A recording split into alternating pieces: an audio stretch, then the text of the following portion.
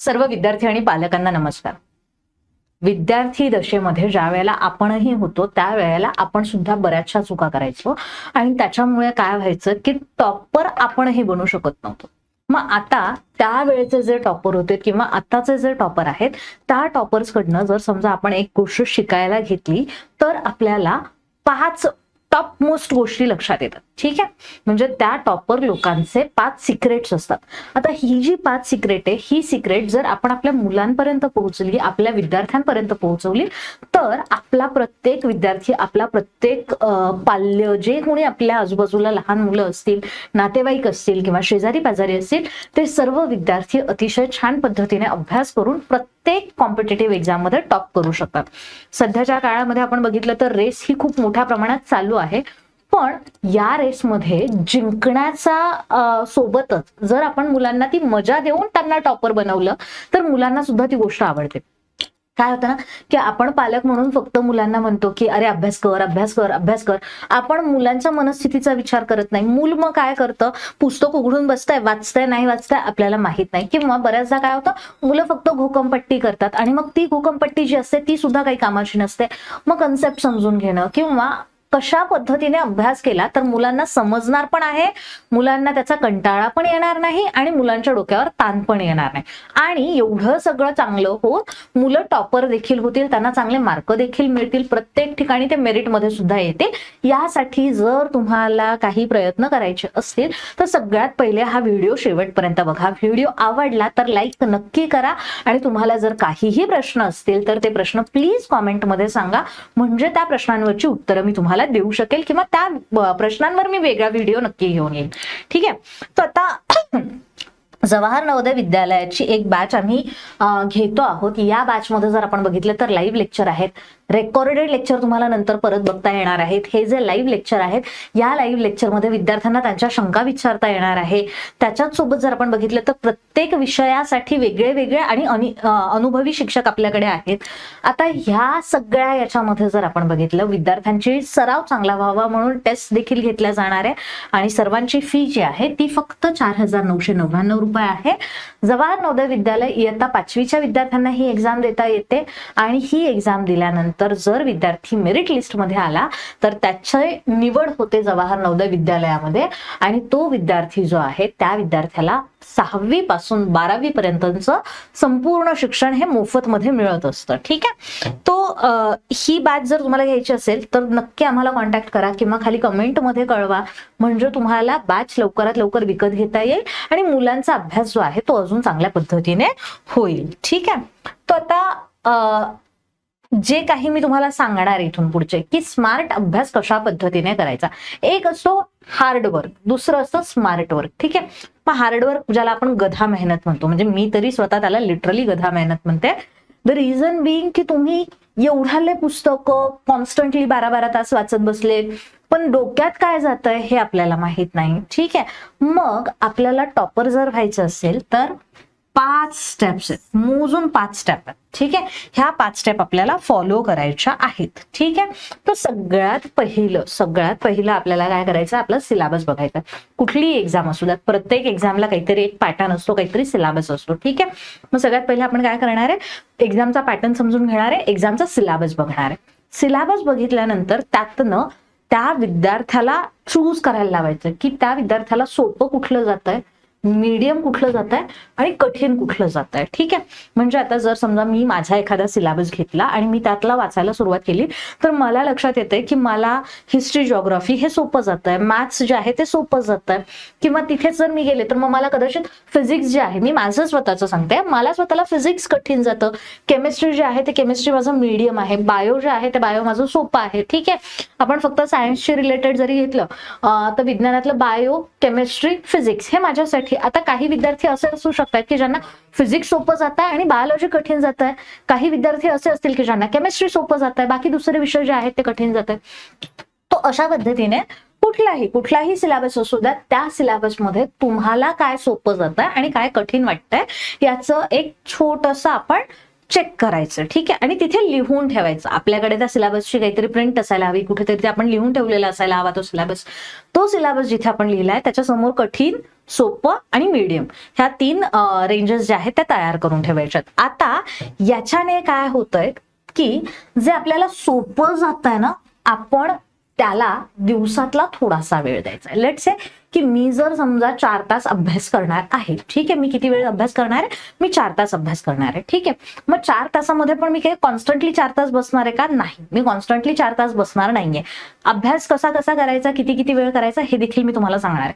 तो मी सुरुवातीचे let's say 50 मिनिटं जे आहे हे सोप्या विषयाला दिलीत, ठीक आहे. मी काय केलं, सोप्या विषयाला 50 मिनिटं दिलीत.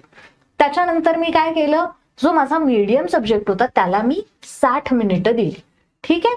आणि जो माझा कठीण विषय होता त्याला मी साधारण 100 मिनिटांचा वेळ जो आहे तो दिलेला आहे, ठीक आहे. आणि मग मध्ये मध्ये मी काही ब्रेक्स घेतले. ओके, तर आता अशा पद्धतीने जर तुम्ही गेला 50, 60 आणि 100 एवढा वेळ तुम्हाला द्यायचा आहे मिनिटांमध्ये, ठीक आहे. मग हा एवढा वेळ जर तुम्ही दिला तर अभ्यास जो आहे तुमचा तो एवढ्या याच्यामध्ये तुमचे तेवढे जे काही चॅप्टर्स असतील, एक चॅप्टर जरी तुम्ही कव्हर केला तरी तुमचं वेळ जो आहे तो वेळ सत्कारणी लागतोय आणि अभ्यास जो आहे तो अभ्यास प्रॉपर होतोय. काय होईल जर समजा तुम्ही असं ठरवलं की मी फक्त सोपं करून घेतो, कठीण नंतर ठेवतो, तर ज्या वेळेला तुम्ही कठीण करायला घ्याल ना त्यावेळेला तुम्हाला ते बोर होणार आहे, कंटाळा येणार आहे, ठीक आहे. म्हणून काय करायचंय, डेली बेसिसला ह्या तिघांचाही अभ्यास जो आहे तो करायचा आहे, ठीक आहे. डेली बेसिसला करायचा आहे, याचा थोडा कमी करायचा आहे, याचा मीडियमली करायचा आहे आणि याचा जो आहे तो जास्त वेळासाठी करायचा आहे, ठीक आहे. तर ही झाली तुमची फर्स्ट स्टेप. दुसरी स्टेप काय आहे, तर दुसरी स्टेप आहे जुन्या ज्या काही प्रश्नपत्रिका असतात ना त्या जुन्या प्रश्नपत्रिका आपल्याला काढून बघायच्या आहेत, ठीक आहे. जुन्या प्रश्नपत्रिका का बघायच्या आहे, तर प्रश्न कशा पद्धतीचे विचारले जातात, जी कुठली परीक्षा आपण देतोय त्या परीक्षेमध्ये कशा पद्धतीचे प्रश्न विचारले जातात आणि त्या प्रश्नांच्या मागचं जर आपण बघितलं ना, एकदा जर आपल्याला ती सवय लागली PYQ अनालिसिसची, तर आपल्याला लक्षात येतं की बऱ्याचशा प्रश्नपत्रिका अशा असतात की ज्यांचा एक काहीतरी सिमिलर पॅटर्न असतो, ठीक आहे. म्हणजे बऱ्याचशा एक्झाम्स अशा असतात की ज्यांच्या मध्ये काहीतरी पॅटर्न असतो की हा पहिला जो प्रश्न आहे किंवा पहिले 10 जे प्रश्न आहेत ते पहिले 10 प्रश्न सोपेच येणार आहे, शेवटचे 10 प्रश्न जे आहेत ते कठीणच येणार आहे, किंवा पहिले 10 प्रश्न कठीण येणार आहे आणि शेवटचे प्रश्न सोपे जाणार आहे. मग विद्यार्थी काय करतोय, जे कठीण प्रश्न ते आधी सोडवायचा प्रयत्न करतोय, ठीक आहे.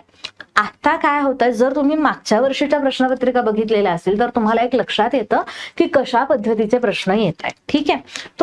ते जर आपल्याला कळालं तर आपला अभ्यास अजून चांगला होतो. दुसरं काय, बऱ्याचशा एक्झाम्स मध्ये काही प्रश्न हे वारंवार विचारले जातात, ठीक आहे. मग आपण जर गेल्या 5 वर्षाच्या 10 वर्षाच्या क्वेश्चन पेपर्स बघितल्या तर आपल्याला कळतं की अरे हा जो प्रश्न आहे, लेट्स से सेल डिव्हिजनवरचा जो प्रश्न आहे तो प्रत्येक वेळेला विचारला जातोय. मग आता प्रत्येक वेळेला जर सेल डिव्हिजनचा प्रश्न विचारला जातोय तर मी काय करणार आहे, सेल डिव्हिजनवर मी काम करणार आहे, त्याचा अभ्यास मी जास्त चांगला करणार आहे, ठीक आहे. हे झालं तुमचं सेकंड पॉइंट.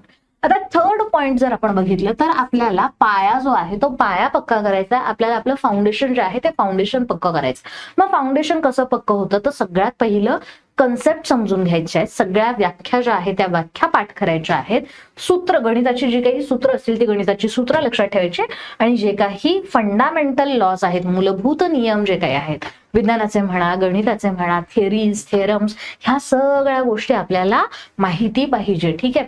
जसं मी तुम्हाला दरवेळेला मी माझ्या प्रत्येक विद्यार्थ्याला सांगत असते, तुम्हाला गणिताचा अभ्यास करण्यापूर्वी तुम्हाला 5 गोष्टी आल्या पाहिजे, एकदम प्रॉपरली आल्या पाहिजे. अगदी पहिली दुसरी पासून तुम्ही ह्या गोष्टी करायला सुरुवात करा. पहिलं म्हणजे बेरीज, दुसरं म्हणजे वजाबाकी, तिसरं म्हणजे गुणाकार, चौथं म्हणजे भागाकार आणि 5वं म्हणजे पाढे. तुमचे विद्यार्थी दशेमध्ये कमीत कमी 30 पर्यंतचे पाढे हे पाठ पाहिजेच पाहिजे, ठीक आहे. तर या गोष्टी ज्या आहेत या गोष्टी आपल्याला यायलाच पाहिजे, ठीक आहे. तो जोपर्यंत आपला पाया पक्का होत नाही तोपर्यंत चांगला निकाल लागू शकत नाही. तुम्ही जर म्हणाल की मॅम आम्हाला तर सगळं पाठ आहे, आम्हाला तर पुस्तकच्या पुस्तक पाठ आहे, अरे पण तुम्हाला बेसिकच येत नाहीये, पुस्तकच्या पुस्तक पाठ करून तुम्ही उत्तरं देणार कशी? उत्तरं देण्यासाठी तुम्हाला बेसिक जे आहे ते बेसिक असायला हवं. त्याच्यानंतर तुम्हाला तुमचं स्वतःचं कॉमन सेन्स जो आहे तो वापरता यायला पाहिजे, ठीक आहे.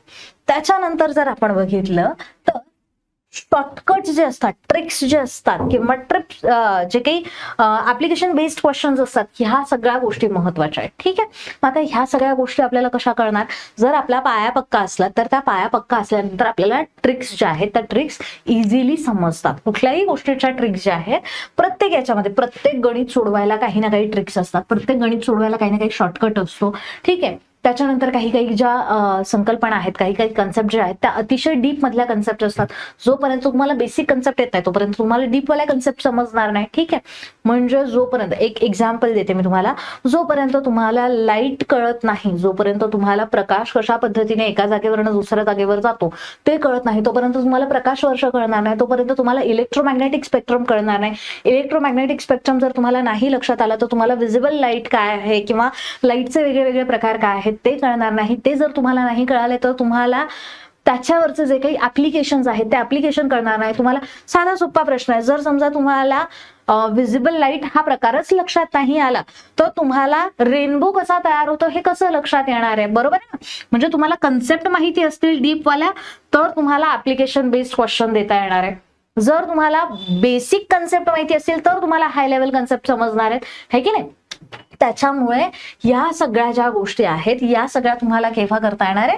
तुमचा बेसिक कंप्लीट झालं की मग ह्या सगळ्या गोष्टींकडे तुम्ही जायचं आहे. ठीक आहे, ट्रिक्स ज्या आहेत त्या ट्रिक्स समजून घ्यायच्या, शॉर्टकट समजून घ्यायचे, हाय लेवल ज्या काही कन्सेप्ट आहेत त्या समजून घ्यायच्या आहेत आणि मग ऍप्लिकेशन बेस्ड क्वेश्चन्स जे आहेत ते सॉल्व्ह करायचे. त्याच्यानंतर सगळ्यात शेवटचं आणि सगळ्यात महत्वाचं म्हणजे, हे मी प्रत्येक वेळेला खूप खूप आतून असं सांगत असते, प्रत्येक विद्यार्थ्याला सांगत असते की बाबांनो प्रॅक्टिस करा, प्रॅक्टिस करा, प्रॅक्टिस मेक्स मॅन परफेक्ट. ठीक आहे, मग ही जी प्रॅक्टिस आहे, छोट्या छोट्या टेस्ट सोडवा, छोटे छोटे प्रश्न वाचा आणि मग त्यांचं चेक करा की तुमचे किती प्रश्न बरोबर आलेले, किती चुकलेले. मी दरवेळेला विद्यार्थ्यांना सांगते, जर 100 प्रश्न असतील, 100 पैकी पहिल्या अटेम्प्ट मध्ये तुमचे 50 बरोबर आले आणि 50 चुकले, सेकंड अटेम्प्ट मध्ये तुम्ही 60 पर्यंत बरोबर आणाल. ठीक आहे, थर्ड अटेम्प्ट मध्ये तुम्ही 70 तुमचे बरोबर यायला हवे, कारण की हे जे चुकलेत ह्या कन्सेप्ट ज्या आहेत यांचा तुम्ही परत अभ्यास करणार आहे, यांची परत तुम्ही काय करणार आहे? रिव्हिजन करणार आहे. ती रिव्हिजन करून मग पुढचा पेपर सॉल्व्ह करायचा आहे तुम्हाला. सो जेणेकरून काय होईल की तुम्हाला जास्त चांगल्या पद्धतीने तुम्हाला ते कन्सेप्ट समजतील आणि तुम्ही खूप छान पद्धतीने अभ्यास जो आहे तो कराल आणि चांगले मार्क जे आहेत ते मिळवाल. आता या सगळ्या ज्या गोष्टी आहेत या सगळ्या गोष्टी आम्ही आमच्याकडनं विद्यार्थ्यांकडून करवून घेत असतो. म्हणजे आमचे जे काही शिक्षक आहेत ते शिक्षक स्वतः विद्यार्थ्यांना सराव देत असतात, टेस्ट देत असतात किंवा त्यांना प्रश्न विचारत असतात.